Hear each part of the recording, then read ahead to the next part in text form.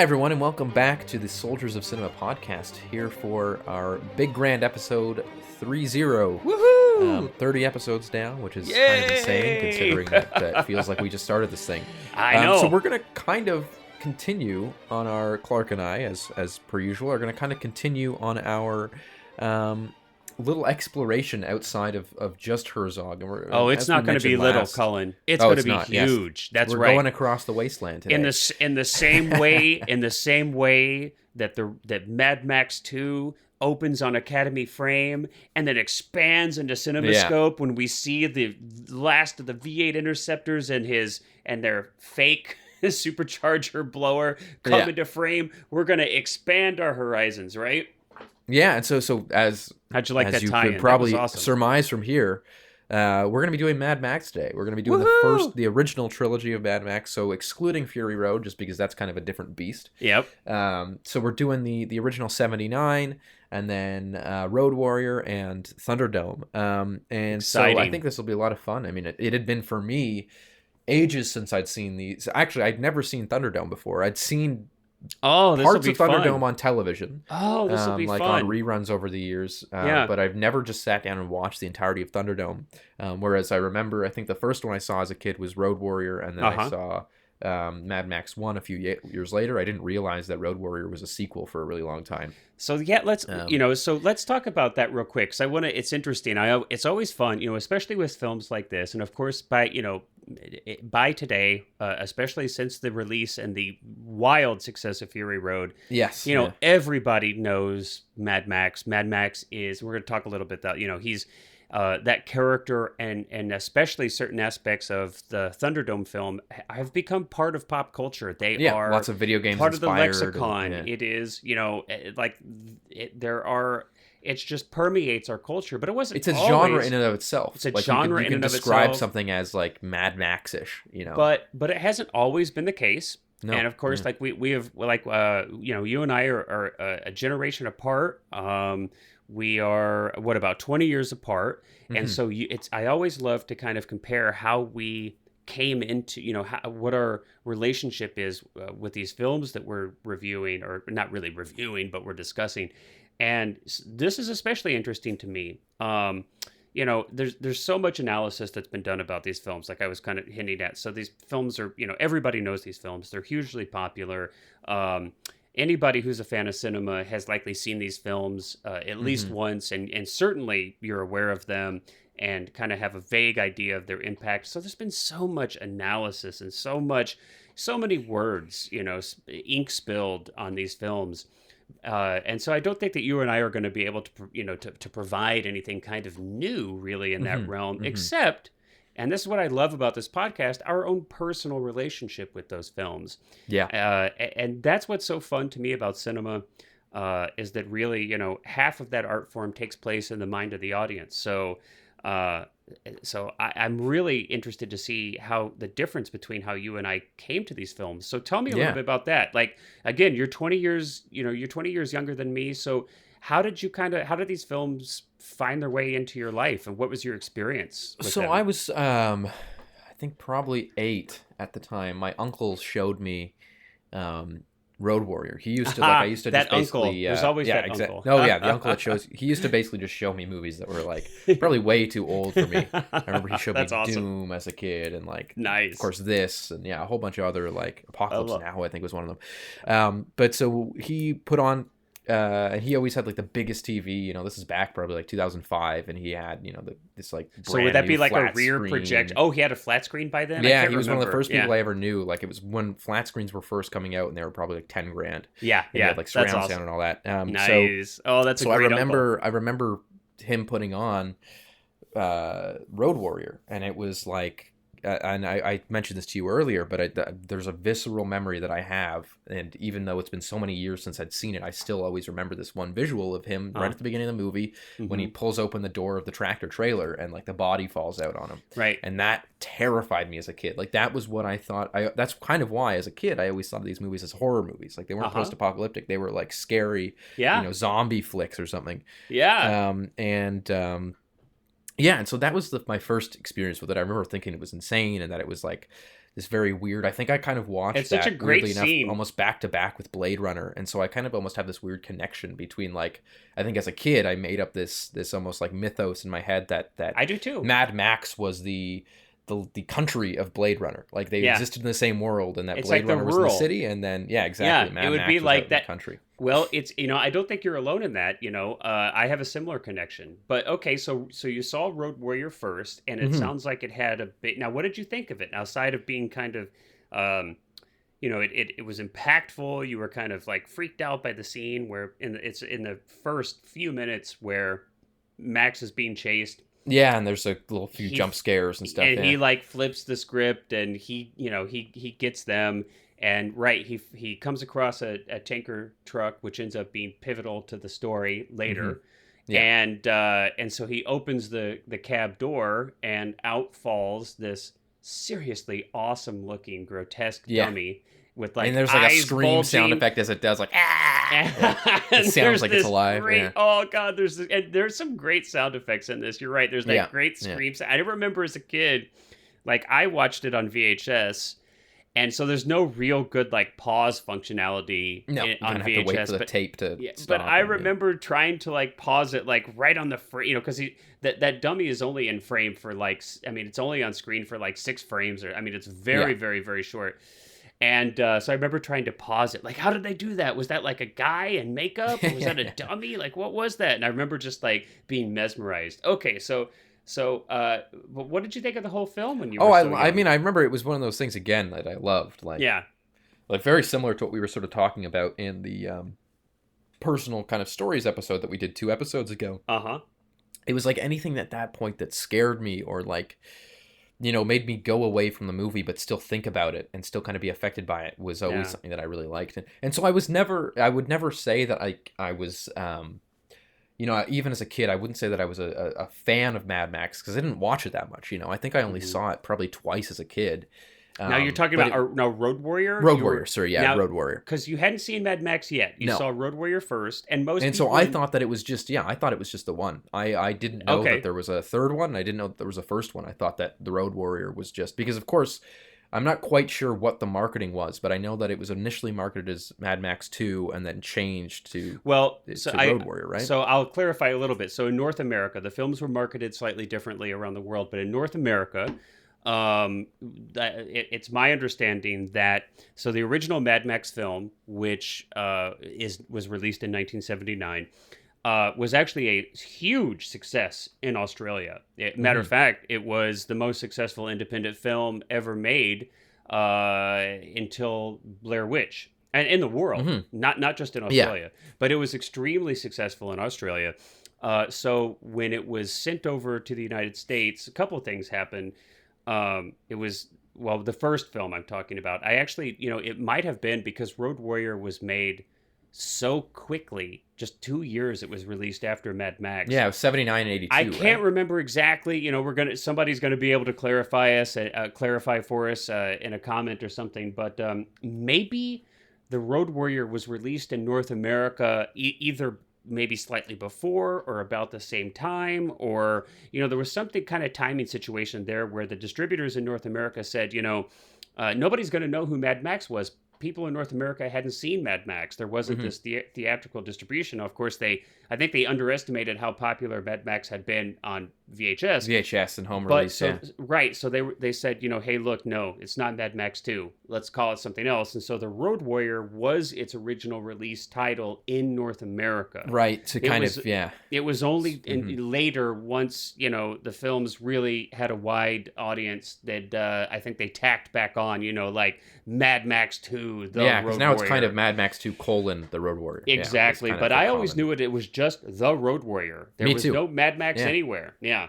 Yeah, so that was exactly it for me, was that I only knew it as like it was kind of funny.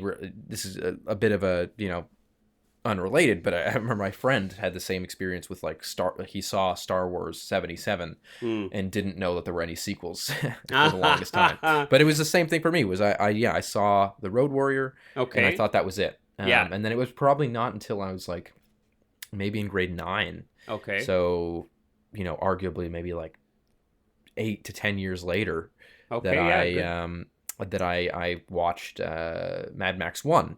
Okay. Now, how did you And find out about that film? Was that were you I think kind I of knew it. like, Like, I think I pretty much, in middle school and stuff, found out that there was a first Mad Max and just never really got around to watching it. Of okay, course, then there was no like Netflix. There was no, you sure, kind of had to much go. That harder was to, back yeah, when you still had to go to Blockbuster and get it. And usually, when my family would go to Blockbuster on a weekend, it would be to get something that we would all want to watch. So, didn't really oh, have the say to convince them to get Mad yeah, Max 1. But uh, yeah, so I finally watched it probably in grade 9, and I remember loving it. But I remember thinking, like, again, as a kid, the Road Warrior was always like the cooler one because it was kind of sure. bigger. It was It's more bigger. There's more of a world, bombastic, yeah. more And whereas what action. I found, what was so funny about this time I watched it, Hmm. and again, it's been so long since I watched either the first or the second, that I found myself, I love both of them, but I found myself enjoying the first one a lot more.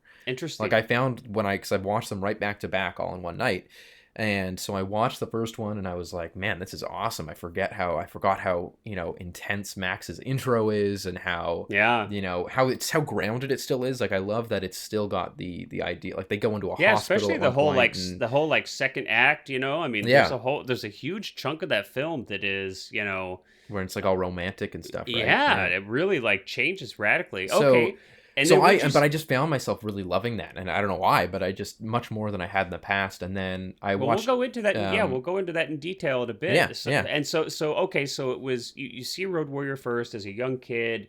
You're like a freshman in high school when you see Mad Max, and then where did you catch Thunderdome? Was that It about was this? always on it was one of those things that was like on AMC or And something. that's Like, right. it would That's what just kind of you said. be You'd on never seen it TV. all. Yeah, I would just see it. Oh, I'd probably honestly seen it not a few times, but I'd probably seen clips from pieces. it as like a kid and not Yeah, known that it was had anything to do with Road Warrior. Because gotcha. it's another one of those examples where it's like It's it's very very different. different. He doesn't have his car. The Yeah, only car chase in it is really the ending.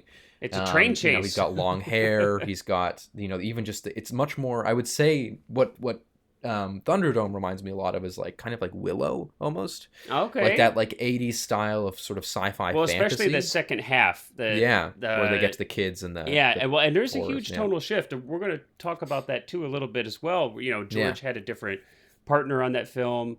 Of course, Byron Double Kennedy the had budget of the previous. double the budget. It was PG-13 as opposed Yeah. to R for the first two. Like, Byron Kennedy was, of course, no longer alive after the first two films, who Hmm. was, integral to the creation of Mad Max, co-creator with George Miller. So, definitely a lot of different things, probably a lot of studio pressure Yeah, to but I make it actually I more don't know what your widely opinion on appealing. Thunderdome is, but I actually liked it a lot more than I expected to. I Um, actually like it quite a bit. I'm yeah, actually a big fan, and I've been a big fan of all three films for a long time. So yeah, yeah, and so I saw when I was going into it again, having only seen, probably maybe a half hour to 45 minutes of it at a time on, again, like AMC. Like, I've probably seen yeah, the ending and maybe the with openings a few times. commercials and Um, edited and exactly, yeah, yeah, and probably on an old like CRT screen or something.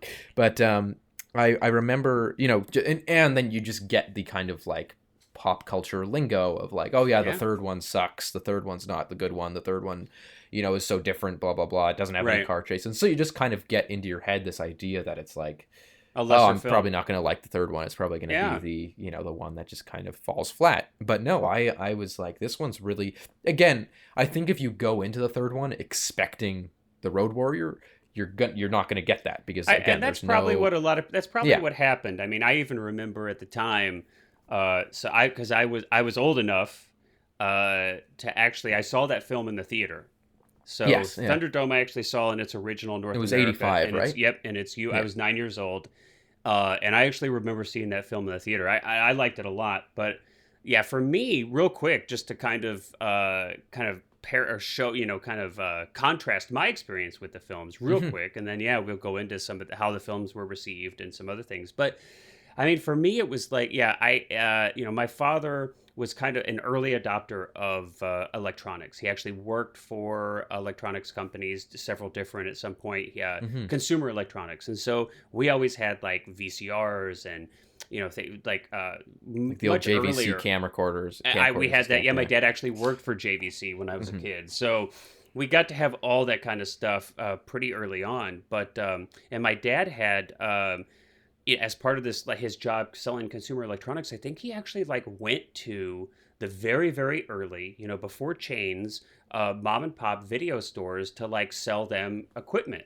Hmm. as part of his job, like working for in consumer electronics. And so he knew, like, he had good relationships with like all of these local uh, uh, tape rental places and stuff. And when they were like fairly rare, kind of cutting edge, it's not widely accepted or not widely practiced, kind of like it ended up, being with Blockbuster and Hollywood Video and all these other different companies. Until, of course, they went away, and now they're gone. And now we have Netflix. We've gone through like several cycles of Hmm. technology now since then. But so, and I've already told you about how I kind of found Mad Max, and that was that my parents had these viewing parties when I was a kid, and they would purposely get these grindhouse, exploitation genre flicks, which of course Mad Max absolutely is one of. And so I caught glimpses of it when I was extremely young, and I was just blown away and mesmerized by it. And that was, and the funny thing too. I think most people probably know about this by now, but at that time it was dubbed, and all of the actors were Hmm. dubbed. Yeah, So, which including radically Mel Gibson. everybody, Yeah. Okay. everybody, Mel Interesting. Gibson was dubbed. Everyone was dubbed. And because it wasn't just that the American distributor thought the accents would be a problem, but there's actually like a lot of Australian specific slang in the film as Yes. well. Yeah.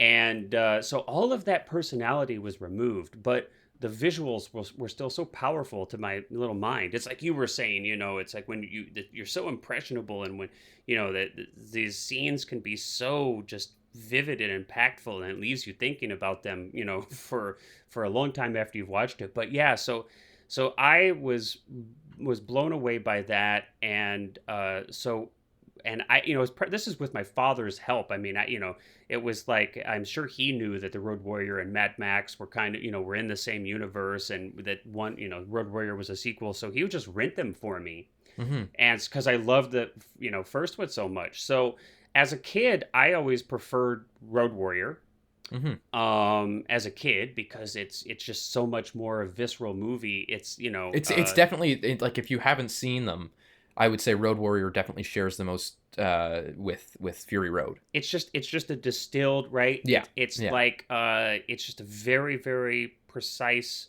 It's distilled. brutal too. Like the tied guys It's on the just top of the action. It's just, cars and yeah. and there's more of a world because they had some Yeah. budget. So there's, Mad Max, and I very much love that film too, but it's, they didn't have any money on it. So there's Hmm. none of the world building that really stood out to me as a kid in Road Warrior and Mad Max 2. I mean, just the costumes and the cars, Hmm. and of course it wasn't dubbed, so I had the language, and the actual actress performances there as a kid, as opposed to this watered down version. I Yeah. don't think I saw Mad Max with the actual real Australian dialogue until it was released on DVD. Hmm. It took a long time for that to get, and they probably had a laser disc, edition somewhere Yeah. along the Yeah. line. But I But never had I'm a sure laser that disc you. player, Yeah. so it wasn't until like 2000 plus that I was actually able to see Mad Max as it was actually made, as it was Hmm. intended to be seen. And then, like I said, and then I saw Thunderdome at the theater. My parents took me because, of course, they knew that I love these films. And I mean, it was like every week we would go to the video store, and my dad would rent Mad Max and Road Warrior just back to back to back. I mean, I could still remember the cover, especially of the Warner Brothers Mad Max VHS tape. Just had a huge impact on me. So for me, I mean, that was like, I was so much more into that than I was Star Wars, or any of these other films that were such huge Big landmarks, franchises. Yeah. big franchises, even Indiana Jones, which I loved. But yeah, I think it was probably, I could say that The Road Warrior was the most singularly impactful film of my entire childhood. It Hmm. was a huge part of inspiring me, motivating me to get into the world of film. It was just the right thing at the right time for my little young brain. So Interesting. Yeah. yeah, it really was, and it's something it has stayed with me to this day. My love is not diminished for all the times that I've seen the film. It's So it's I'm curious to know yeah. too. So because I'm assuming that even when you had the original Mad Max that was the dubbed version. It was probably Pan and Scan. It was probably Pan and yeah. Scan. It So looked what like was your crap. initial like when you got to see it in its full form? What Yeah. was your reaction? Like, did it feel like you're watching a new movie, or Oh, did it it did. feel? Yeah, It did. yeah. I actually have a pretty vivid memory of the feeling. The number one biggest thing that I felt Which was you were probably so that means you were probably my age when you first watched it. when I The original the authentic version. the Yeah. authentic, yeah, we'll call it the authentic version. What I was totally blown away by was how good the performances were, because that was completely lost in the dubbed version. Mm-hmm. So Mm-hmm. I was like, holy crap, this is actually good acting. This is actually like, these performers are actually like, this is because, at this time I'm much older, so I kind of, I have the language to kind of analyze these things, where of course I didn't when Yeah. I was 8. Yeah. But that was the biggest difference, because the dubbed version is so bad. Well, it's funny um that they would dub, like, to me, because Mel Gibson, of course, was born and lived in the States until he was 9, I think, and but he then did moved to have an Australia. Australian accent. Yeah, Yeah. yeah, and but even then, like, I find that his accent is much more Mild, very mild. mild and sort of almost more of a I would describe as a global accent, where it's like you Yeah. just sort of sound like you're speaking English. It doesn't really have you got tinges of certain Well, things, especially but later, especially in the later films, for sure, yes, because of yeah, course he rounded that his accent out for his work as an yeah. actor. But yeah. But no, I mean, again, I think it's so, like, again, just to go through just real quick, not like plot by plot, but I just think that it's interesting how, so like the first one to me is very, very grounded. Yeah. It's like more of like a Warriors type thing, where it's Yep. like, oh, these gangs have gone crazy, but there's none of the, like, the implied kind of like cannibalism or like cults or like, Well, nomadic people living out, and there's sort of more of just like it's lawlessness, and that and that's these exact cops and are kind of the only, and they actually tacked on that, a few years from now. And yes, they tacked yeah, on that title because, like, they didn't have the money to film at any actual locations. yeah, There's yeah. very, So so it's it just was the like, outback. so it's like, well, how are we gonna like make this fit? It's like the police station is this rundown, place. It's Yeah, like and then they've got we the don't have hospital that's like clearly only cops are afforded health care, and like, yeah, yeah, yeah. It's like, well, how are we gonna do this? Oh, yeah, well, let's say that it's like a little bit in the future, and we're on the brink of lawlessness, or so that's kind yeah, of how that all it's came out. it's funny too, and it's so you get to that, but like again, it really does, and I don't know if you have, but I've been to Australia.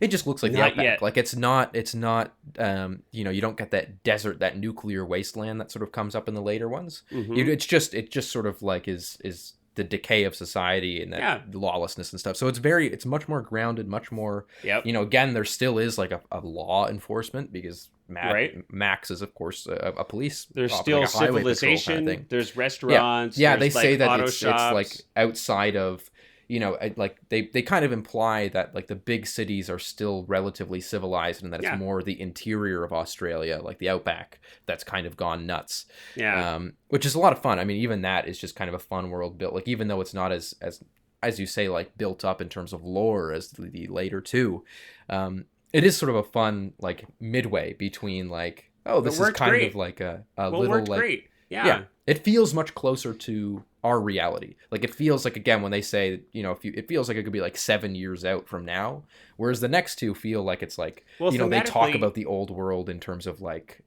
as though it's legend, and as though it's right. like, Well, mhm. thematically, it works perfect, right? Yeah, Thematically, it's perfect because this is, the first film is where Max goes mad. The first yes, film, yeah, so the landscape, and this is one of the things that I find so beautiful about the film. It's something that has really inspired me. These films were a big inspiration for me for studying Joseph Campbell hmm and, the hero journey. And I feel like these films very much fall in line with that. I think most people were probably turned on to that by Star Wars of my generation, but yes, yeah, where Lucas specifically stated that was yeah. an It's the hero's inspiration for journey. his Yeah, arcs. But for me, it was this film, and I think that the landscape is such a beautiful representation, symbolic hmm representation of Max. Right, they're one and the same. But yeah, that here we have Max. He's got a wife. He has a child. Civilization is still there. We're on the brink, but there is, we're not there yet. And when Max loses his wife, when Max loses his child, then we have that shift where Max He is goes now mad. Yeah. literally and figuratively in the wasteland. And so for Mad Max 2 to start where this has really progressed now makes Hmm. total sense. And Oh then no, yeah, and it actually works really. it It's works actually one fantastic. of the Yeah.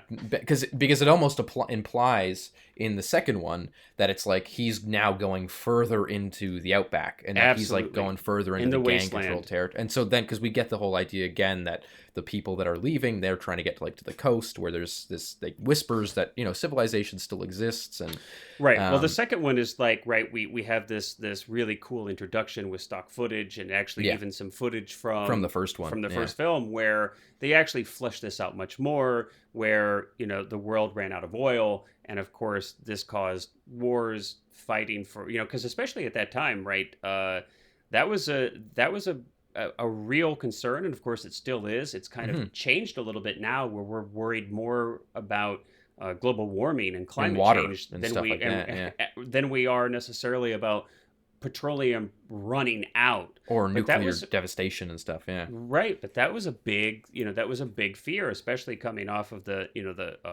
oil crisis in the 70s.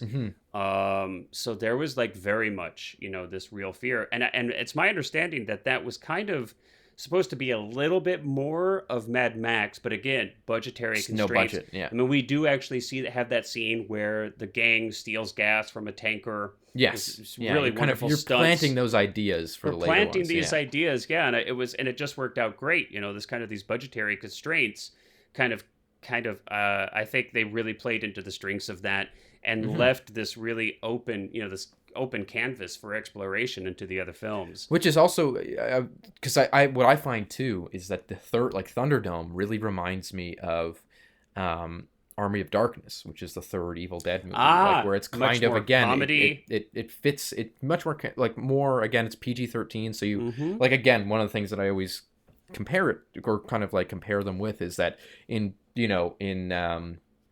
Mad Max 2 you've got like those captured prisoners that are tied to the front of the car and it's like very Mm-hmm. brutal and then they at one point slam into the back of the trailer and it's like you can see the blood squirting and it's all the, it's very Watermelons. very brutal I and love again it. much more similar to like what goes on in Fury Road, whereas is Thunderdome is much more again of sort of more of like a fantasy, like it's like these like nomadic civilizations that live out on the desert and like Max is sort of like implied to almost be like this mystical figure of legend and so you get into this much more fantasy kind of More genre. fantasy. Yeah. There's more world building. Yeah. Yeah. I mean, we're kind of jumping around all over here, but yeah, it's whereas I feel like Mad Max almost even it's funny looking back now almost has it's like there's it's almost like a drama in a lot of places. Yes. Yeah. It's like you've got this whole section of Max with his wife and his child, and they're going on vacation, and I mean there's it's you've got this friendship with Goose Hmm. and all these kind of things, and then Road Warrior is very much just I almost feel like that's just like it's like a straight shot. I mean it's just like Oh, doesn't waste any time. it Yeah. doesn't waste any time, and Not even, that I mean, not that I didn't find in the first one that it was like it no felt like it was a hard to get through. It was actually very enjoyable. But no, no exactly don't exactly. They cut all the fat in the not second. yet. I'm not Yeah. talking about boring or not boring. I just mean Yeah. like story structure wise. Road Yeah. Warrior Yeah. is just it's just if it's like a highway that's just going straight. There are no detours. There's no offer. It's just like boom. Which is, I And mean, again, it would be like to me. I almost find if someone were to watch them, it would almost feel more appropriate to go Mad Max 1, 2, and then Fury Road, and then Thunderdome. Like I find that Thunderdome feels like it's way beyond, and that like Max is older. He's got the gray hair and stuff. uh-huh. Whereas Fury Road, to me, I don't know what the actual chronology in terms of the world is, but Fury Road feels to me much more like a direct sequel to Road Warrior than it does to Thunderdome. In many ways, I absolutely agree. Yeah. Fury Road is built very similar to Road Warrior, Hmm. and so the two I mean, right? They follow the very similar structure. They've got the long, drawn out chase scenes. Hmm. So yeah, they feel very similar. But yeah, I mean, the Thunderdome was so inventive, and Yeah, I no, mean, I loved Thunderdome. and Yeah. but starting even with Road Warrior, you can't give enough credit to the costume and production design. Oh The God, people yeah. who built these cars, the people who built these costumes. I mean, it's especially with two, it's like that's all you have to build the world because the outback basically is this open canvas. It can be Yeah. anything. It can Yeah. be anything. And when the costumes were so uh were built with such specificity and such detail, and so were those cars, and they tell the story of the world, which is just fantastic. And Thunderdome takes that to an even greater level, Yeah. with Yeah. Bartertown, the construction of Bartertown and the And like idea. you get the legal system. You get You've like got their Thunderdome is essentially the Thunderdome yeah. and break a deal, spin the wheel, 2 men enter, 1 man leave, and so these are so inventive and so captivating that so many of these things found their way into our common lexicon. And Yeah, and even just people the who idea too of like the like the political relationship between like who controls the energy really controls the the city and well, stuff and Master yeah. Blaster. I mean, these Yeah. things. I have run into people who were not even aware that this language came from this film, Mhm. and they use this language. Like, I've had people like, 2 men enter, 1 man leave, and I'm like, do you know where that comes from? And they're like, I don't know, I've just heard this. And I'm like, Yeah. oh my Yeah. gosh, it's Mad Max Thunderdome. Or people, I mean, whether it's like a Tupac video, California Love, which is like they completely stole the Thunderdome idea. It was so interesting to me to see so much of this enter like pop culture. Mhm. But you're right. There were a lot of people who felt like that this film Disneyized Mad Max. Yeah, which I honestly but I didn't one of the things that I didn't find that for was because I found if anything what felt more Disney to me was the feral child in 2. Like Oh, I find that interesting. I find that kid like just like a kid who's like very good at essentially Throwing killing his people, which is boomerang. not of course very Disney for a kid to kill people, but I just mean that like that to me is really That's the interesting. See, it's not that I find it doesn't take away from the movie for me, but it's just I almost feel like if the feral child wasn't in 2 that it to me wouldn't really have much of an impact. I don't really love so that character, but I would disagree. I would okay, interesting, disagree. And an email if you're listening. I think your performance as a kid there was awesome, yeah.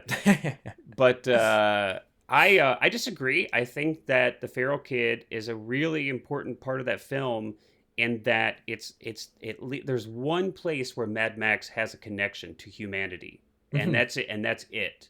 And I mean, we could go. There's been reams written about Max as an anti-hero, as a reluctant hero. I think these Mhm. films are some of the He's best very much examples of that type of the character. passing through like kind of almost like the Clint Eastwood Man with No Name, These are very much yeah. westerns in many Yeah. senses. Absolutely, that's another way that you can kind of approach looking at these films. They are very like Australian westerns. Absolutely. But I feel like that character, the feral kid, is actually very important, and I think Mhm. it's because Max is he has. I mean, it's something like 16 lines of dialogue. He Yes. Yeah. smiles twice in that film. Yeah. He has no relationship or connection to anyone. He's ruthless to the gyro captain even after he helps him. He only helps people because He only needs when something. his Yeah. needs intersect with Yeah. theirs. I mean, and I think this is great. And I'm like, so I think it's wonderful that they stuck with this because, of course, there's always such a push to make a likable character, and, you have to redeem them in the end and all this kind of stuff. And so it's nice to see them taking risks with this. But I feel Mhm. like without the feral kid character, I think we wouldn't get any kind of hint or window into Mad Max's humanity, and I think that's important. But it's interesting. I've not thought about that. That was kind of maybe the seed for really going hog wild, no pun intended, on Mhm. Thunderdome of all of the methane factory, but really going hog wild with that and having a whole group of kids.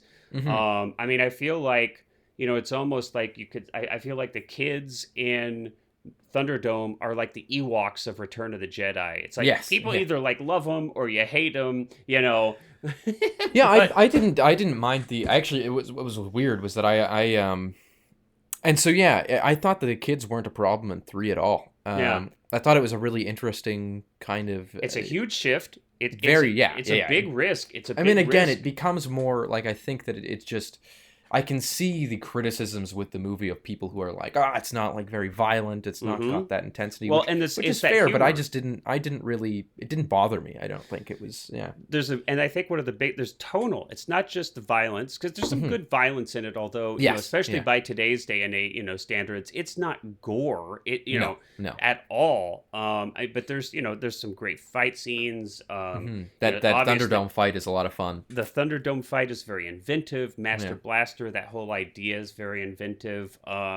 Which is You funny know, too, because I hadn't seen this whole movie and it's been so long since I've even seen pieces of it. yeah. I was expecting, of course, you're expecting Master Blaster to be kind of the key villain for the movie, No, that's over. but it's over in like, yeah, in Yeah. like 20 minutes, Well, or and maybe that's 30 minutes. Yeah, it's really yeah. I mean, I think Tina Turner is fantastic in this film. yeah, yeah. She's a lot of fun. Tina Turner. Just speaking of villains, as you brought that up. It's my understanding that Miller actually wrote the script with Tina Turner in mind. Oh, really? Okay. In this role. Yep. So Yeah. it wasn't some kind of like, stunt casting like after the fact or something. Hmm.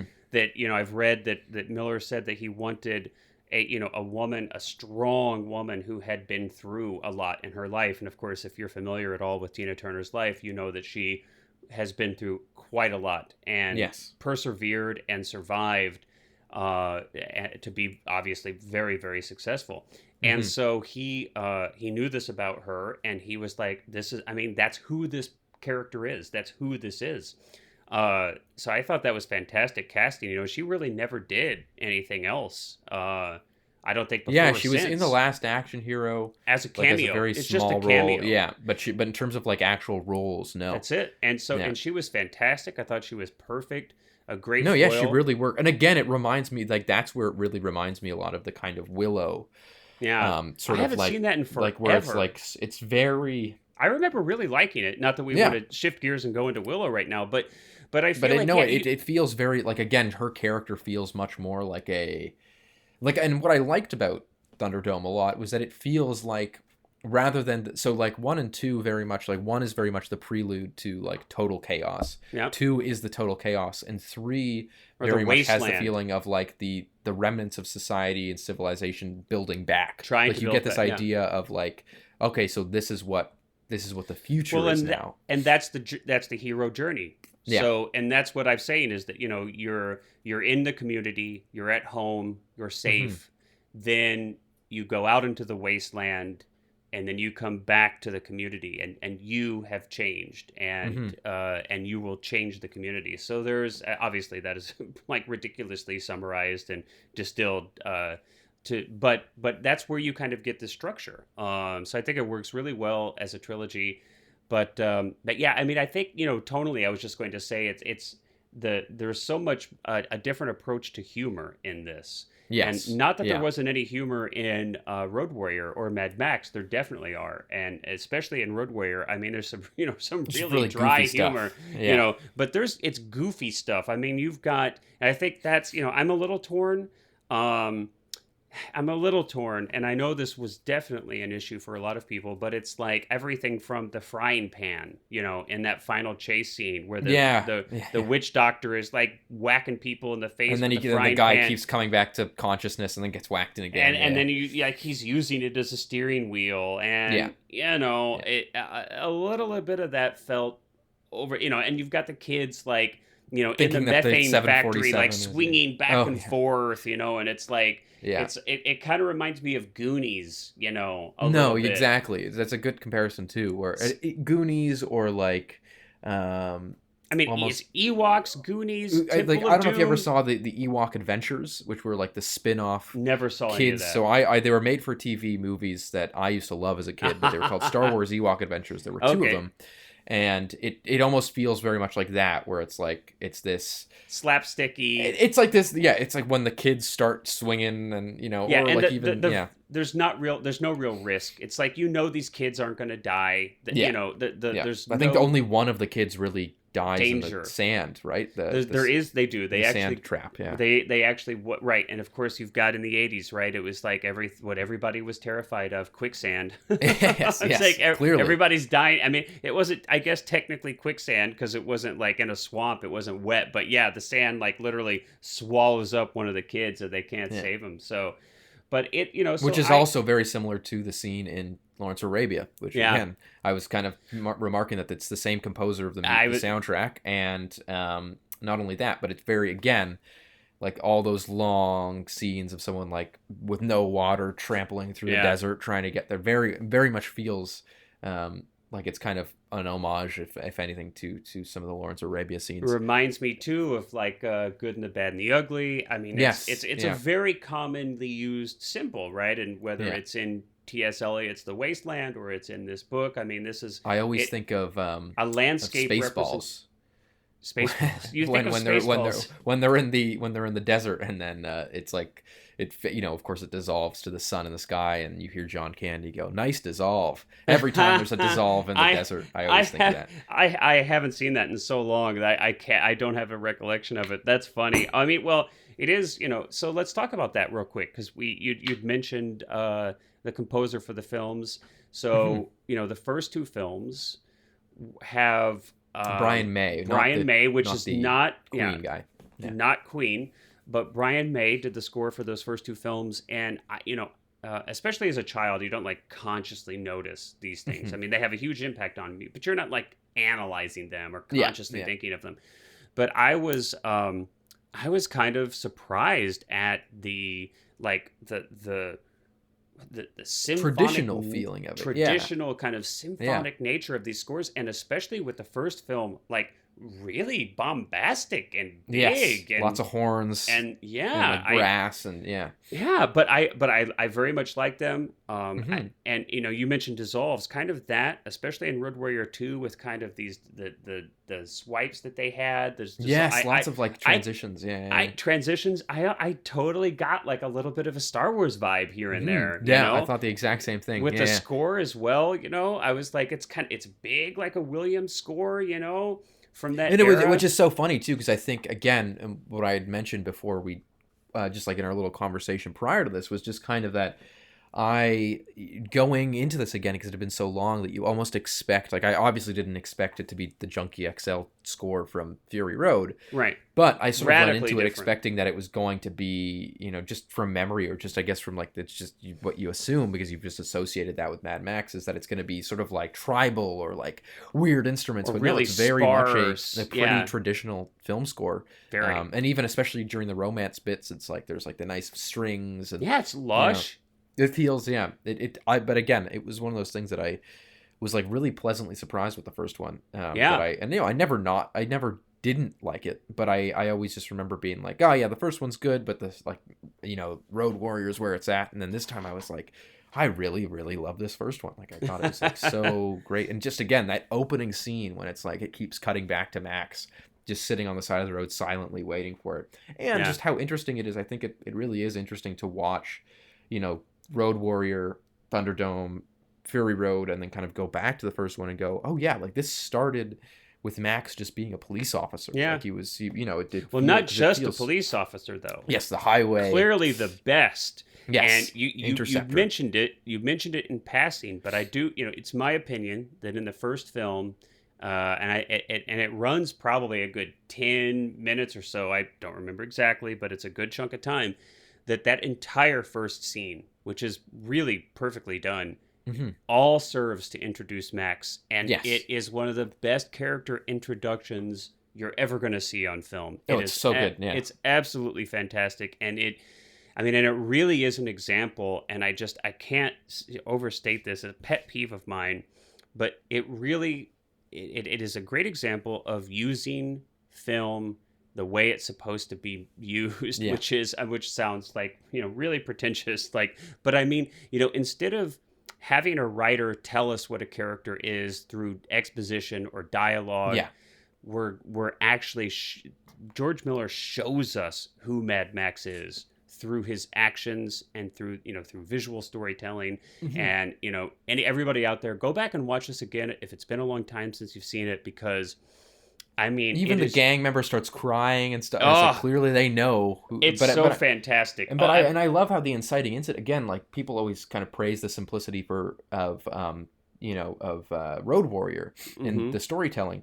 But the storytelling is so simple in the first one too. Like just Sure. that the Oh yeah. inciting incident is just essentially the accidental death of the gang member. Like Max doesn't even really mean to kill the guy. Right. It's more of just like the guy just loses control of his car, and then of course Yeah. that's what incites the entire plot is that the Everything gang starts else. coming after the cops. It's extremely Um, simple. It's a yeah, revenge film. I mean, that's where I'm like, it's very much like an American Western film. sort It's of. Yeah, it reminds me of Once Upon a Time in the West, which yep, it's like that kind of whole revenge story. Yeah. which is super common, and it's the trope of a man has his family taken away, Hmm. and that leaves him a shell of a man, and he's out to And you really feel the emotion when his wife and kid die of like oh, that it's shot of him beautifully running shot. down the road, It's and you so don't great. see them. Like you're just stuck on Well, Max. you see the shoe and the Yeah, ball on the yeah, highway. and the what is it, the pacifier, right? I think the Yeah, pacifier falls over. Yeah, I don't know if it was a pacifier or a ball, or maybe yeah, you're right. whatever it is. Yeah. But it's so beautifully done. And instead of getting right up in Mel Gibson's face with the camera and like showing the tears fall down his face, like so many directors would have done in that Hmm. situation, what do? George Miller stays way back, and you've got this beautiful, the your eye is drawn right to him. The road just paints the way right to him off in the background, and he's tiny, isolated, alone, this Hmm. figure, and it's just fantastic. So Yeah, yeah. good stuff, man, good stuff. So yeah, if you want to see a good character introduction, check that out. And let's talk a little bit too. So oh yeah, well, music, let's go back to that. Yes, yeah. So then the third film is scored by entirely different person, and you Hmm. had mentioned that that it was scored by Maurice, I don't know how his last name is pronounced, but Jarre. I don't know ah, if it's Jar or if it's Yare or whatever, I but was gonna have you do it because I would have mispronounced it. So let's see how I'm to not sure either. pronounce But he Maurice. scored, as you indicated, of the many things that he scored. Lawrence of Arabia was one of the films that he did, of course. And Oh, it Dr. is Seuss. Ja, is Ja, yeah. Okay, So perfect, Maurice Ja, perfect. but yes, he did Lawrence of Arabia. And you Which felt like there were some. I mean, it seems like you could clearly draw some correlations to those two films. yeah, yeah, totally. Both in the content of just the desert and stuff like that, Just but the even just landscape. in the soundtrack. There's points when it does sort of feel in a very good way. It does have that kind of Lawrence of Arabia, like that big bomb. I think that the Lawrence of Arabia soundtrack defined what the desert sounds like in film. Desert sound. Yeah, yeah, Like it's yeah. like every single So big iconic. movie that has like So a iconic. desert sweeping dunes will use that kind of motif of like Yeah. that da da Yeah. da da da da like that like screeping, yeah, which I love. I know what you're But it's even saying. used here. Yeah. It's like a little bit. I agree. But I think all three films do a fantastic job. You do have some more interesting kind of instrumentation in the Bartertown scenes. There's some, Yeah, there's a little bit more of like a kind of. percussive, Mhm. kind of, Especially in the Thunderdome fight and yeah, in the when you go down to the pig factory thing. yes, the Yeah, methane farm, or yeah, the yeah. pig farm slash methane factory. Absolutely. Hmm. Let's talk a little bit about performances too. Yeah, yeah, yeah. And starting with the first film, I mean, and to go back, that was, you asked me, well, what was the biggest difference when you saw the first film as it was intended, as opposed to having seen it with the American dub? And that was what so stood out to me, was Hmm. that here we have this tiny budget film.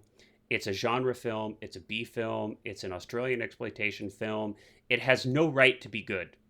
Yeah. Right? The performances have no right to be good. I mean, how many films of this budget, of this genre, have Are performances good. that are even like, watch it, right? They And usually that's what's so are surprising. horrible, All the like, and they're all there is good. no performance in this in Mad Max One It that like speaks is to like George. I think it speaks to the direction yeah when you this have the skill of his performances. yeah Yeah, I mean, Mel Gibson is is completely, he's so young, which like, wow, of course when I watched this Yes. as a Yeah. kid, he looked like he was 40 to me, when I was 6 or whatever. Of course now I look at it and I'm like, he's just a child. He's like, I think he was 21 or something in the Yeah. first film.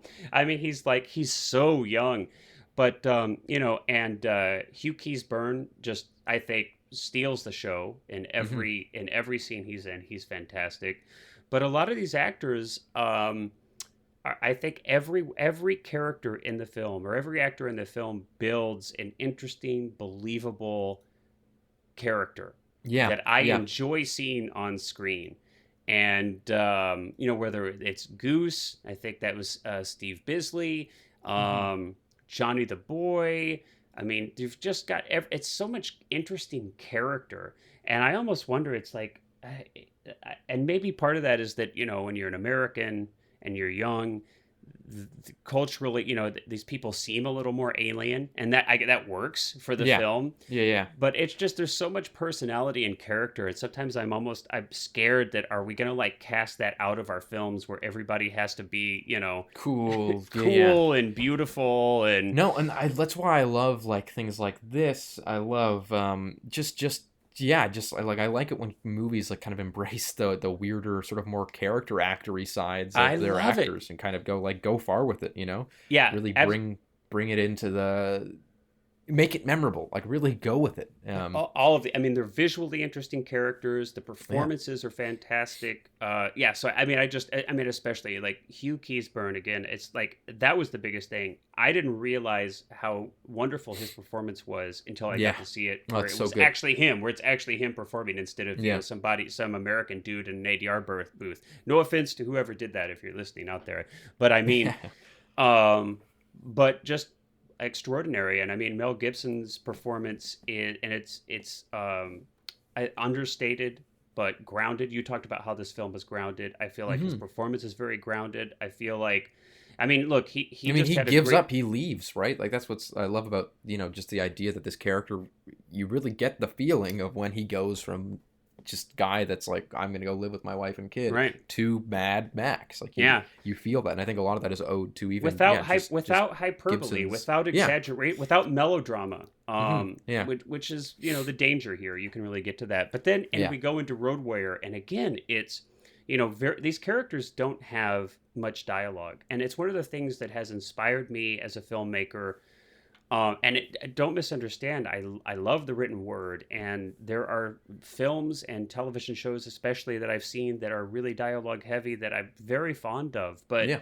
there Yeah. is something to me that is so captivating about a film that is brave enough to fully embrace storytelling through moving pictures. And The Yeah. Road Warrior is just, I feel like, the epitome of that. It's It really goes back to the origins of cinema, which is Yeah, just you like could yeah. make that a silent film. Yeah. There's no question Road Warrior could be a And I do silent film. recall a lot of people saying similar things. Again, kind of the similarities between the two when Fury Road came out was that it like it very much was reliant on the visuals, reliant on And the physicality, yeah. these characters, these actors bring their, and just because you don't have dialogue, I think maybe some people might, I don't know, think, well, the actor's job is less. I completely disagree. I think it's more. I No. think Yeah, yeah. To be to expressive bring, with your face and stuff. Yeah. well, and specificity, to Yeah. bring a specificity to it, I think uh is more challenging, to really be, to have the physicality and the specificity of physicality. I mean, everybody in this, I mean, you love Bruce Spence as the gyro captain, of course, and Mel Gibson, I feel like, even more comes into his own. I mean, he's so iconic and Mhm. like mythical in this film. He Mhm. does such a great job of doing that. But I mean, like Vernon Wells, of course, is, I mean, the character he created of Wes is like, I mean, that's kind of pop culture. That's kind. I mean, he even like ended up, doing a cameo in, what was it, like, Weird Science with that character. I mean, Yes. it really transcended the film. Everybody was so good in that film. Even the small roles, I feel like, were just very well drawn, distinctly drawn with specificity. Yeah. Yeah, And then, and I think too the Road Warrior is really the one that even just kind of transcended this franchise, and really like when you think of something like Borderlands or like Yeah. pretty much any inspired media that has kind of come Oh, it from it, very inspired so. much is it's like just the Yeah. mohawk having, almost like hockey gear wearing Well, yeah. bad guys. Yeah. The production design and costumes of these three films had, it would be hard to overstate the impact that it had on popular culture. It Yes. Yeah. really, really, really had, and you could probably go back, and I'm sure people have done this. You could go back and you could look at how many films had been, or TV shows had been inspired or had ripped off or were homages to Yes. this trio of films. I'm sure it's in the thousands. Yeah.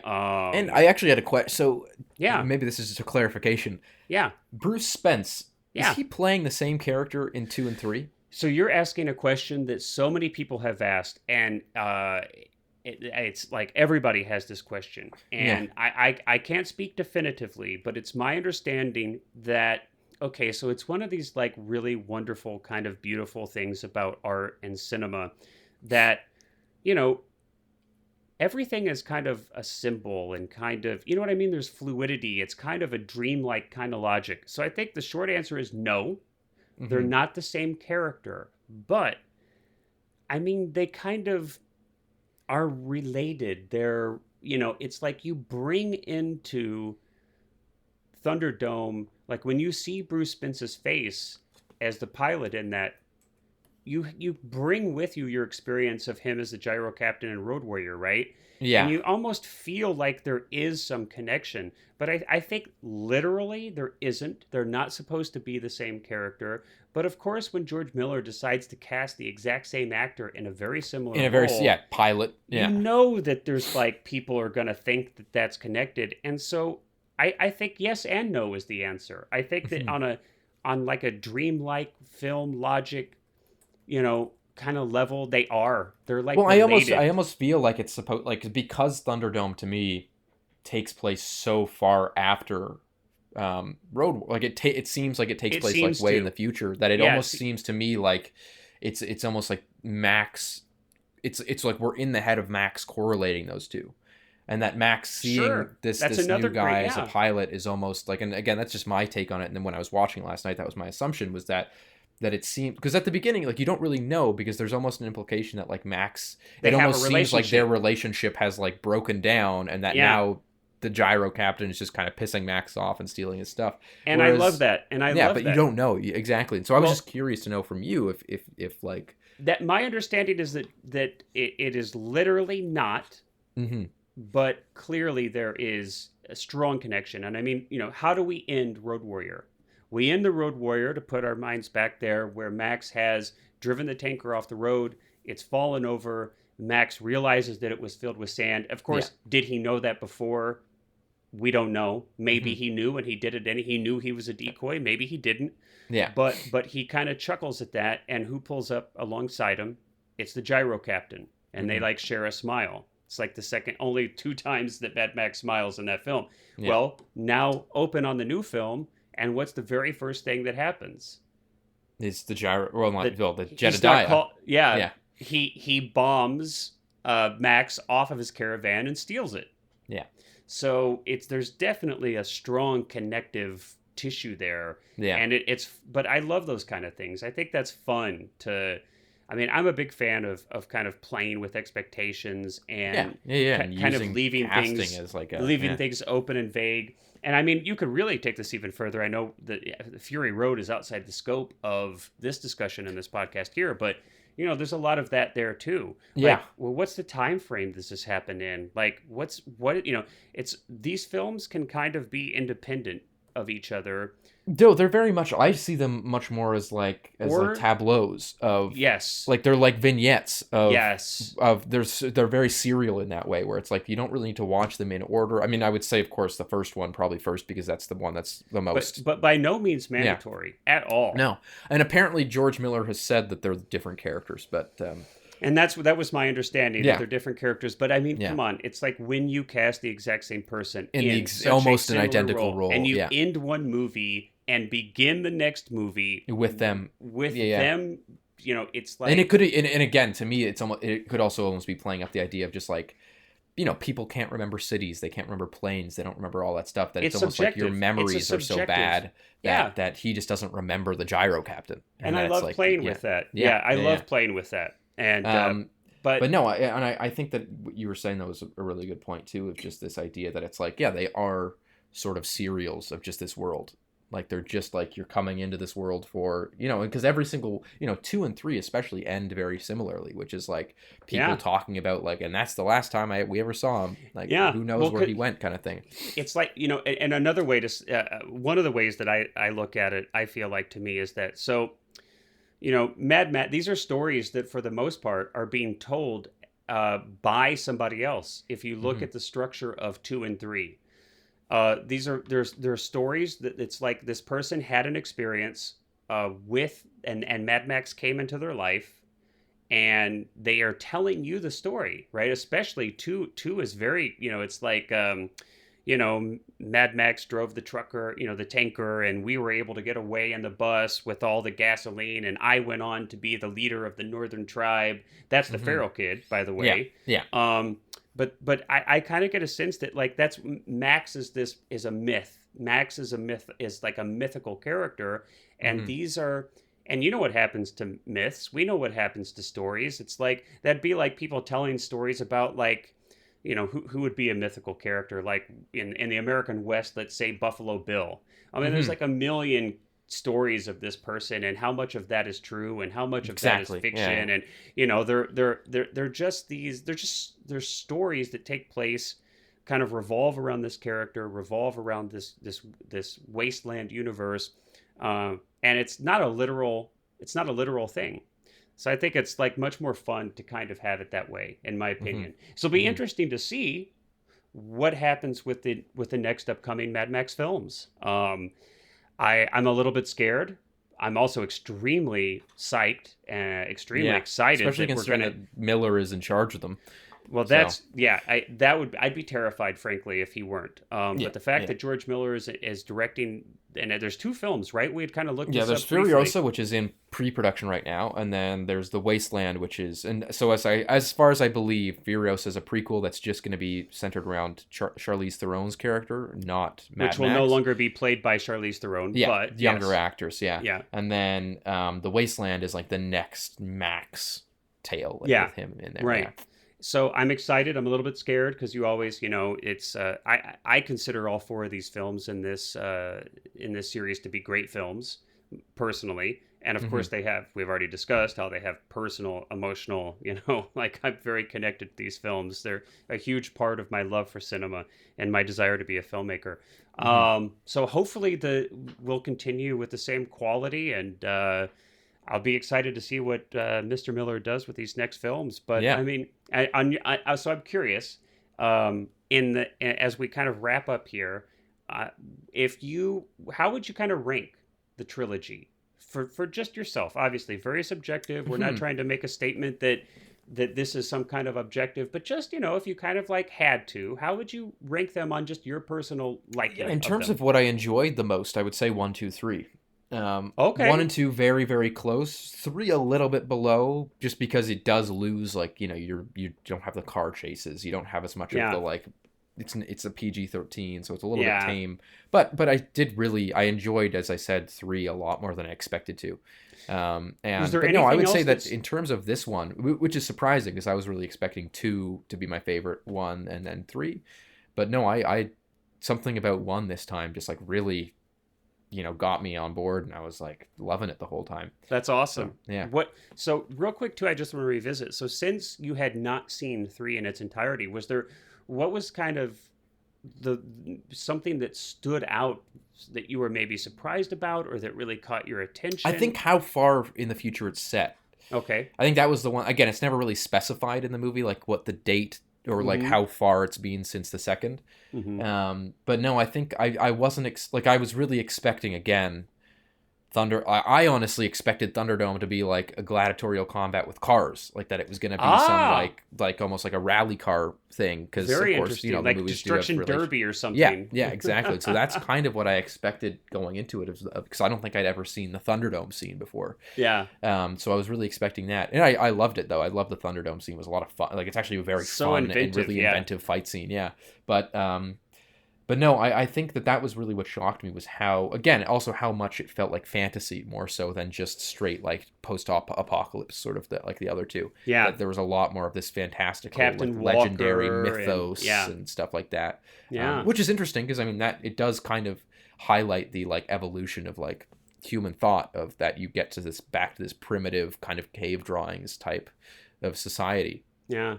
So yeah, I think that was the most shocking to me though, The was like pocket how clips. yes, yeah, and how different it And they felt had the from the first TV. two. I love how they have the stick With the framed TV, yeah, with the and TV that's their frame. TV. Yeah. Yeah, And the Sonic, and I mean that's yeah, super inventive stuff, I think. yes, Super yeah. inventive stuff. Yeah. I hate to like it's so funny. I mean, I'm the one that asked the question, and here I am saying it's kind of goofy to rank them because I think they're all so wonderful, and so it's Hmm. like really splitting hairs to me. But based on like my emotional attachment, I would say probably Mad Max 2, The Road Warrior would be the film closest to my heart. Hmm. Honestly, and then it's really close for me. I would Between three and Thunderdome and Mad one, Max yeah, are so close, yeah, yeah, that it's hard for me to even split the two apart. But right, yeah. but yeah, well, I mean, any other parting thoughts as we No, I mean, I wrap think up that's, here? yeah. I think I've said all I can say. I mean, Well, I then could talk about these for ages, but I don't you want could to. we We don't could, want to but go on for 10 hours. well, hey, it's like I think I made a mistake in the last episode where I miss you have to, when we post these, you fill in part of, like, for the RSS feed information is the length, and I think I missed I typed in an extra number or something. So somebody had mentioned that they thought our last episode was 9 hours Yeah, long. yeah, And I was like, whoa, nobody wants to listen to us for 9 hours straight. Oh my yeah. goodness, let me fix that. But yeah, so before we go on to 9 hours here, we'll wrap it up. But it's such a joy.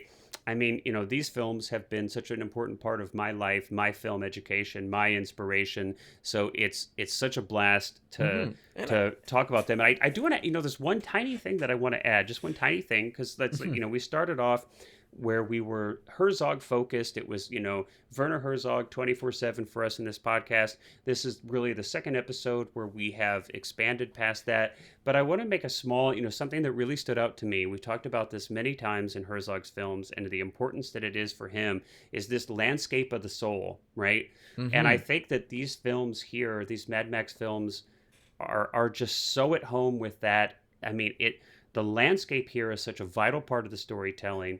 George Miller Yes. does such an excellent job using the landscape, selecting the landscape to represent um, the Mad Max's soul, and Hmm. I think he does an extraordinary job with these films with that. It's some of the landscape he creates, like with Thunderdome, but much of it, of course, they scouted and found, like in Broken Hill and the outback in Australia.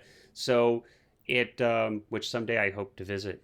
But It's so a it's just beautiful a little place. bit, a Yeah. little bitty tie-in, Well, and there. I think too that, just again, it's kind of like his final thoughts. If you've never seen them, Go I watch would them. say, well, A, watch them, but B, like, I think a lot of people expect almost this, like, kind of cynical post-apocalyptic, like, gray, not very fun, very kind of almost depressing things. But there's so much fun. Like, there are a lot of fun in, So much yeah, energy. I mean, yeah. They're if very you're a kinetic. fan They're of very, yeah. yeah, if you're a fan of film and visual storytelling, And they're these films colorful and, yeah, are yeah. extraordinarily kinetic, Yeah, and they do yeah. have humor, and they do have action, and they are, and especially by today's day and age and standards, these are not actually violent films. I No, mean, in not their by any era, means, I yeah. think they were considered violent. TV shows have 10 times the violence and Yeah, like look gore. at Game of Thrones. Yeah. Yeah. Oh my God. I Yeah. was even thinking just like a network TV show has Oh, this yeah. much, But you're right. Game of Thrones is like like infinitely more than this. So Mhm. don't be scared away by that. If you're kind of there are, I would say there are some scenes where there's some violence against some women characters that are difficult to watch and Yes. unpleasant Yeah. now, for sure. That was actually something that also kind of stood out to me, and it's obviously Yeah. like that. That's a Yeah. big trope in a lot of these older films where, to like illustrate how bad a gang is or something, they will perpetrate violence against women, and that can be shown graphically, which is very unpleasant and Yeah. unsettling. But it doesn't go too far. No, it's not. It's not. I wouldn't say it's like grotesque or over the top. It's just it's there, and It's it's just kind of there, and nice. just by Yeah. its very nature, it's like unpleasant. Yeah. Absolutely. So, Yeah. all right. Well, on that note, we'll wrap this one up. So yes, Mad Max 2: The Road Warrior, and Mad Max Beyond Thunderdome. If you've not seen them, which is like I can't imagine that you haven't, go out and see them.